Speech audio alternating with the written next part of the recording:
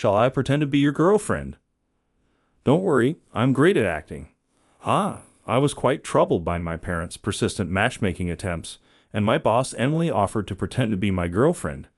She was way too beautiful to be my girlfriend, but it seemed like this would work out for now. However, on the day of the meeting, not only my parents, but I too was shocked by an unexpected revelation. Alex, is this really your girlfriend? From that day on, my feelings started to change significantly.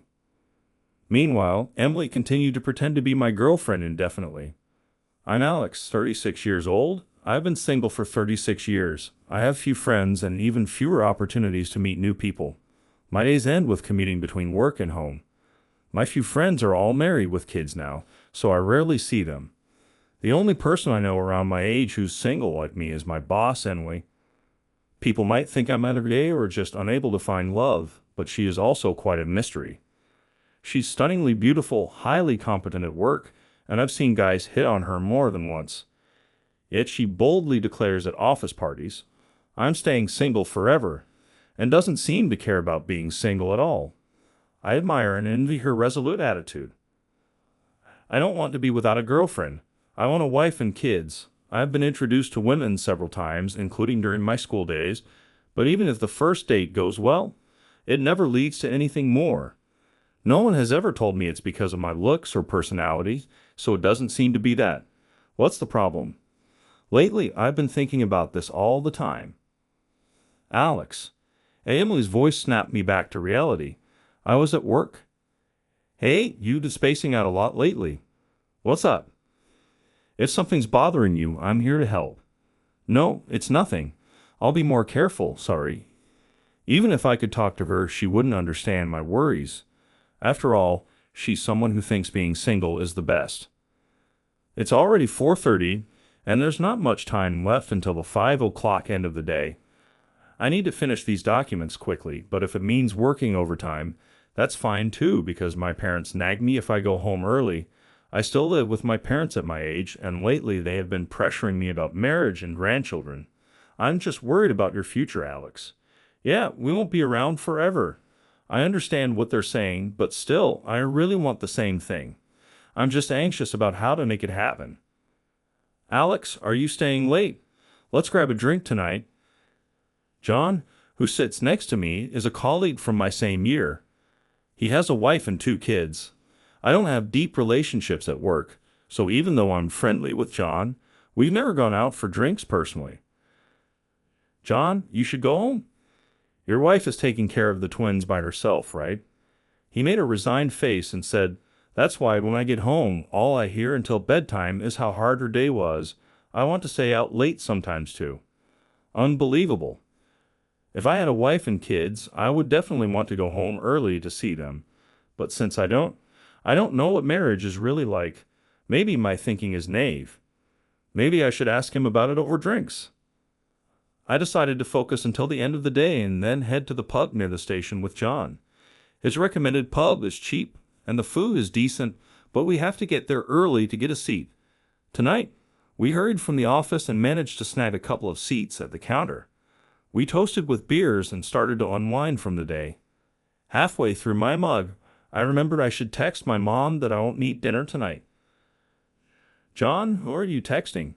Mom, I replied, and he chuckled. I know why he's laughing, but I don't want her to go through the trouble of making dinner for me. Her reply said, Enjoy yourself. She probably thinks I'm out with a woman. I rarely stay out late unless it's for farewell parties or year-end parties. Feeling a bit tipsy from the alcohol, I boldly asked John an intrusive question. Hey, how did you meet your wife and start dating?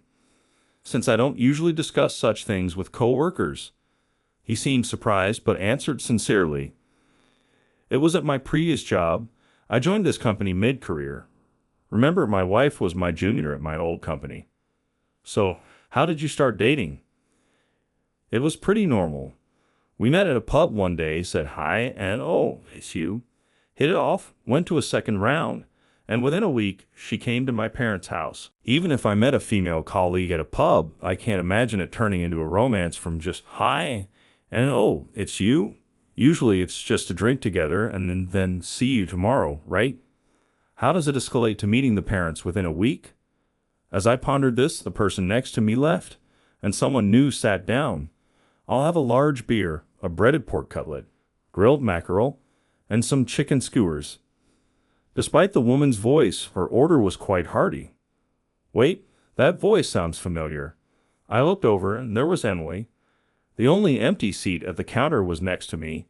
She comes to pubs alone. How impressive. She noticed me, and we made eye contact. Hi. Oh, we ended up drinking together, and that cat was just so cute. I almost took it home, but then I came to my senses. It wouldn't be fair to keep it in my apartment. Emily, already tipsy, was enthusiastic, recounting how she almost adopted a cat from a shelter. John, who loves beautiful women like Emily, was fully engaged in the conversation. For some reason, every guy at our company, even the married ones, is infatuated with her. I, on the other hand, was listening half-heartedly since I didn't have any personal interest in her beyond work. Maybe my low energy bothered her because she suddenly turned the conversation towards me. Alex, why aren't you getting married? She is always straightforward, even when drinking. Of all questions, why that one? It's not that simple. I don't have anyone willing to be my girlfriend. She summarized my situation bluntly. That's because you're clueless about the world, Alex. Curious about what she meant. I asked her to elaborate. Apparently, I'm out of touch with modern social life, insensitive to women's feelings, and not sophisticated enough. I was genuinely impressed. Emily really pays attention to people. It's true that I'm not interested in what's happening in the world. I don't watch TV or browse the internet. I don't care about trends or places women enjoy. My hobby is reading, specifically paper books. I'm an analog. On weekends, I go to bookstores and cafes, places for reading, not for talking.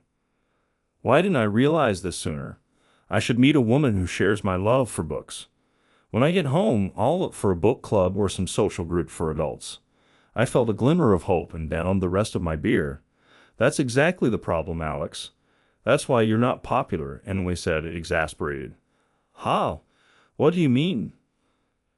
To put it nicely, you're super laid back. To put it bluntly, you're extremely self-contained. I may not be as outgoing as Emily, but how does she understand my thoughts so well? Is she a genius? Just as I started to take an interest in her, she had already moved on to another topic with John. We ended up at karaoke for the second round. Emily was an amazing singer, but I was exhausted from the unfamiliar night out, and my memory became hazy. When I got home past 11, my parents were grinning in the living room. I coldly told them I just drank with a colleague. Seeing them visibly disappointed filled me with a sense of guilt. My parents are very close. During my teenage years, I found it embarrassing and would separate from them during family trips. As an adult, seeing friends pair up, I understood that love and marriage can be close bonds. But there are also guys like John who occasionally don't want to go home. My dad coming home on time every night and my mom greeting him with cheerful stories are probably more than just normal. I still don't get men and women at all. Anyway, I should take a bath and then read my mystery novel before bed. As I headed towards the bathroom, my mom called out, Alex, come here for a moment. I was seated across from my parents at the living room table. On the table was a thin photo album. Take a look at this. Mom opened the album to reveal a woman in a flashy dress. I had a bad feeling. Isn't this a matchmaking photo? Dad started to explain. Your aunt from California has been suggesting this for a while. I always thought it'd be better for you to marry for love, so I turned down the matchmaking offers. But since you have no one, that emphasized the importance of marrying for love because that's how they did it. Having seen their happiness, I can understand that.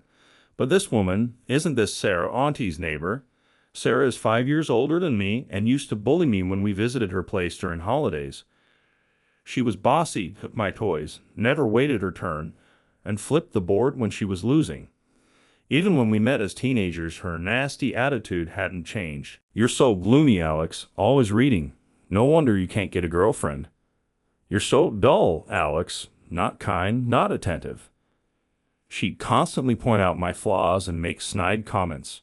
She probably hasn't changed as an adult. I'm not in a position to be picky, but she is a bit too much for me. Sarah has had far fewer opportunities. Now that she's 41. Alex, you used to play together a lot, didn't you? Since you already know her, you know what kind of person she is. Knowing what kind of person she is exactly why I don't want this. But saying that would embarrass my aunt. Is it her age that bothers you? Nowadays, there are more hospitals that ensure safe deliveries even for older mothers. Times have changed for the better. Wait, are you saying it's because of her age? How dare you? If you criticize a woman's age, it hurts me too.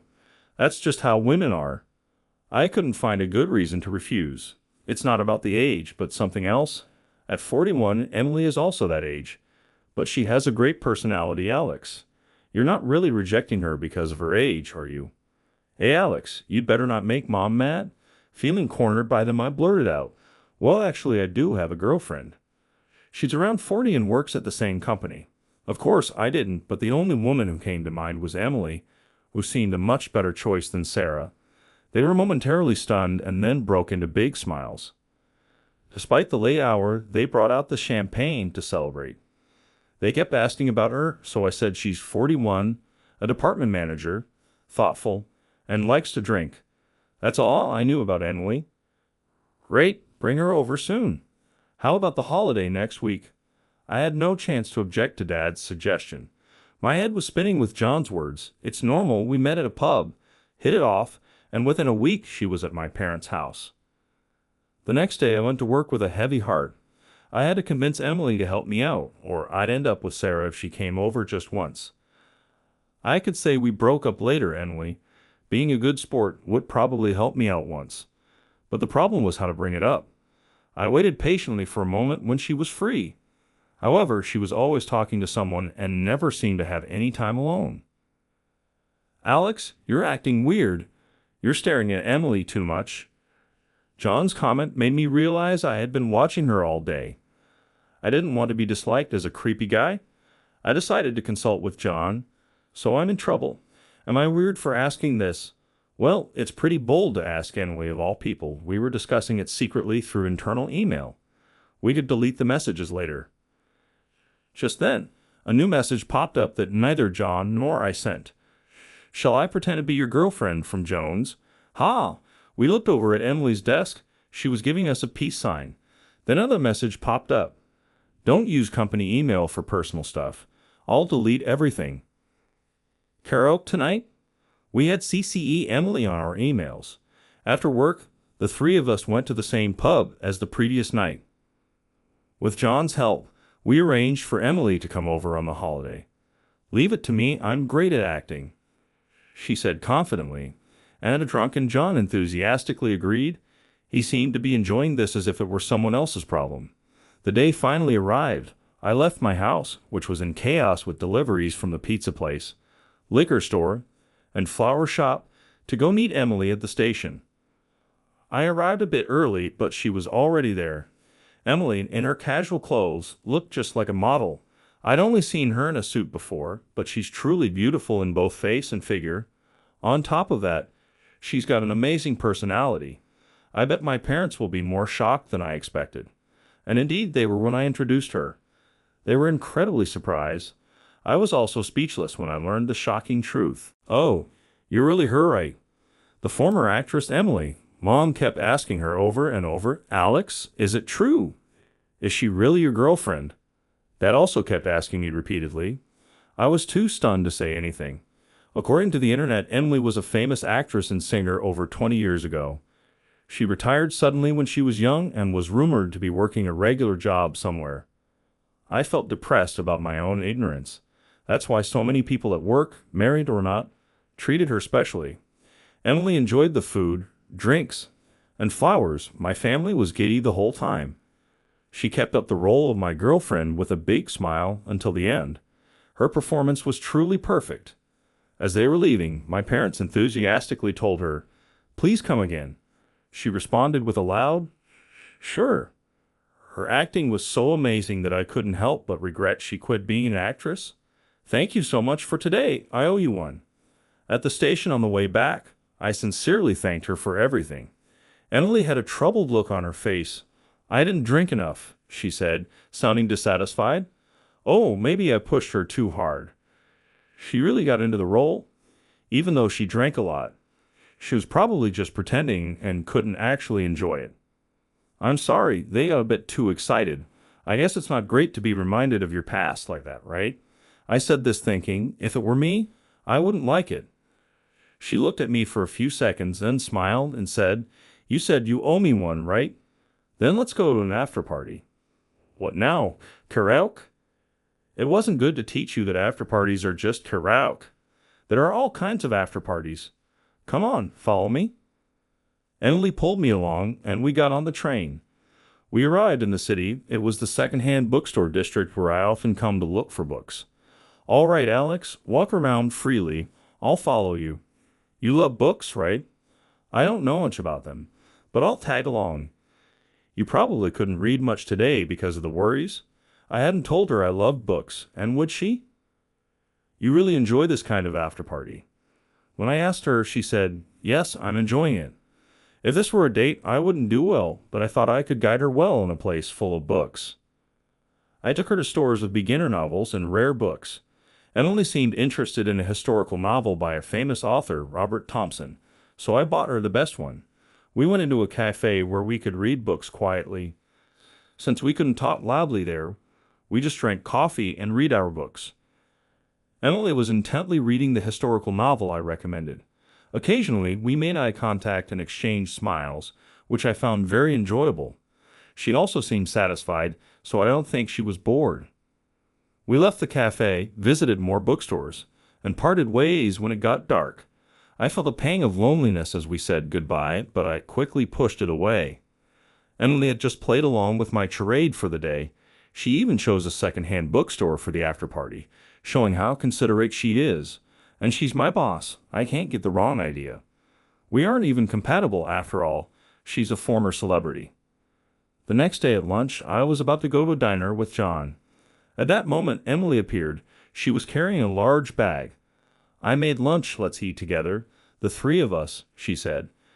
John had been excited about having a pork cutlet set meal today, but he immediately changed his tune, eagerly agreeing and acting all smitten. "You're married," I thought irritably. The weather was nice, making the company cafeteria terrace pleasant. Her lunch was lavish with many dishes, including pork cutlets, and it was delicious.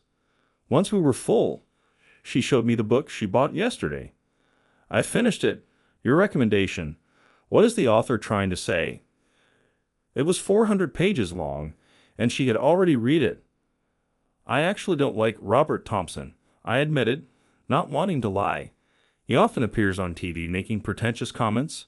However, the book I gave her was excellent and was even made into a movie.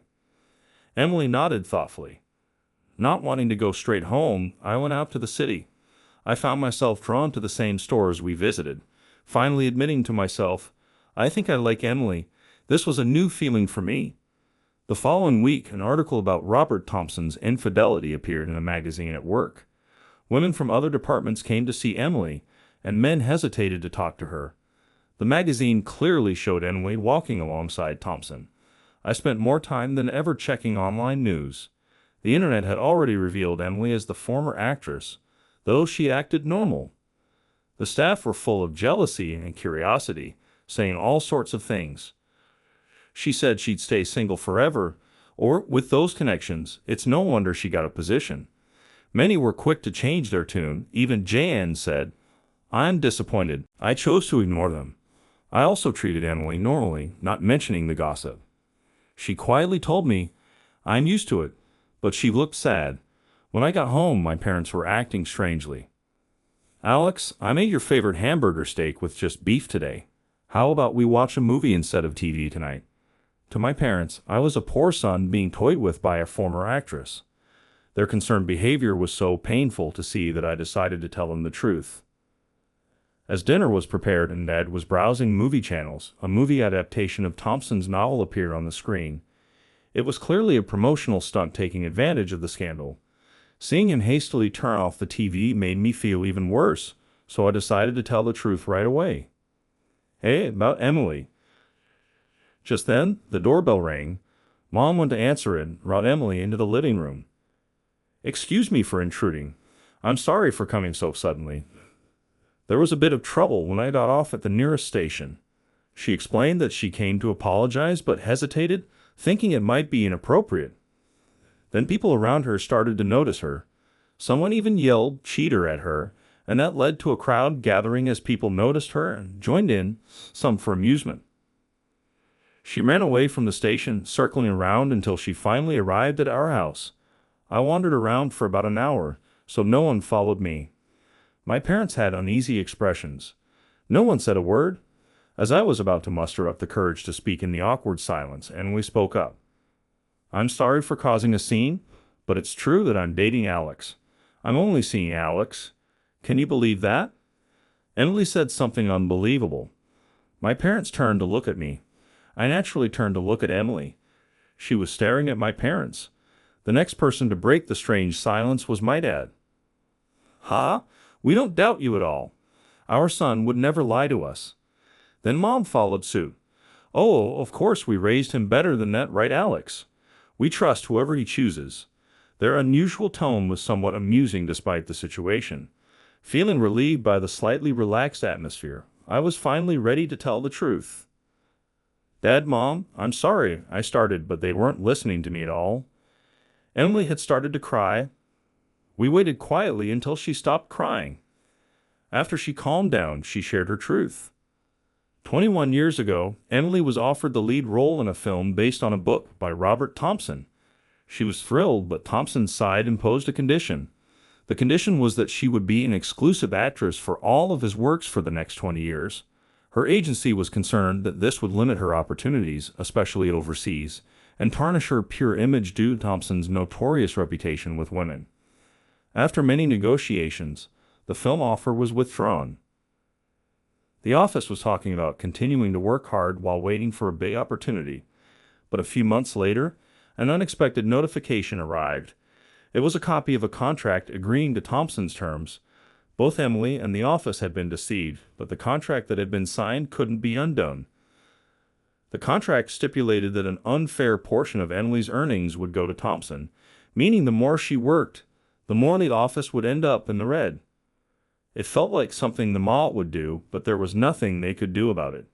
Emily couldn't star in the film, continue her career, and had a regular obligation to accompany Thompson until her 42nd birthday. Believing she couldn't have a normal marriage with such a burden, she gave up and often declared her commitment to staying single. Soon that obligation would end. But their last meal together was caught by a tabloid. It was likely a deliberate setup by Thompson's side, either as harassment or blackmail. She regretted not considering this possibility. From the way she occasionally stumbled over her words, I realized that story was true. But from this point on, I wasn't sure how to take it, and I was at a loss. I was considering a normal, happy marriage with Alex, but with all this trouble, I don't think it's possible, she continued, but I was serious about it. "Please believe me," she said it all so smoothly that I couldn't tell if she was acting or being sincere. I had no clue. After all, I hadn't even told her my own feelings yet. My parents, who had been listening to her story intently, looked at each other and then said in unison, "It's no trouble at all. Please marry our son." Their perfect synchronization showed how close they were. I was the only one who was flustered. Emily's eyes sparkled. "Really? Are you sure someone like me is okay?" They nodded enthusiastically. I couldn't grasp the situation and tried to interject, but every time I tried, Emily would speak over me. Without being able to say anything, Emily and my parents were getting along splendidly. "So, Emily, what do you like about Alex? When did you first think that?" "It was around last year when he became my direct subordinate," Emily answered. "Unlike other employees, he treated me normally. He would point out my mistakes calmly and matter-of-factly."